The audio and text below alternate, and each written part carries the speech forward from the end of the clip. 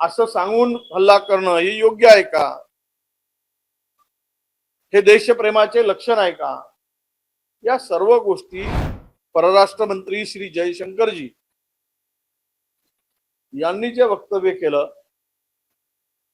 की ज्यावेळेस पहलगामचा हल्ला झाल्यानंतर आम्ही पाकिस्तानला कळवलं होतं आणि अतिरेक्यांच्या अड्ड्यावर आम्ही कारवाई केली किंवा ते उद्ध्वस्त केले, याचा अर्थ असाच होता की आम्ही तिकडे कारवाई करणार आहोत, तुमचे अतिरेकी तिथून हलवून टाका, तुमचे सैन्य काढून टाका, मग आम्ही रिकाम्या जागेवर हल्ला करतो असं म्हणायचं आहे का? असा उद्देश होता का? हेच आमच्या पक्षाने विचारलं. त्यात चूक काय आहे? एखाद्या देशाला असं सांगून हल्ला करणं हे योग्य आहे का?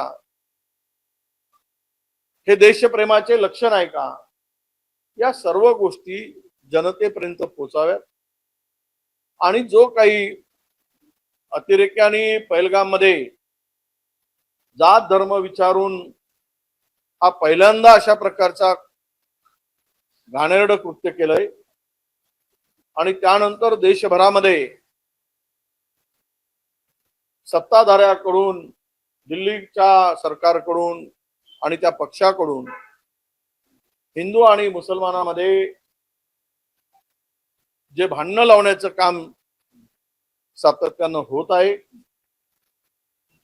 त्यामध्ये सौहार्द निर्माण व्हावं, सद्भावना निर्माण व्हावी आणि हा देश सर्व जाती धर्मपंथांनी मिळून आलेल्या संकटाला सामोरं जाताना एकतेचा संदेश द्यावा, हा त्यामागचा उद्देश आहे.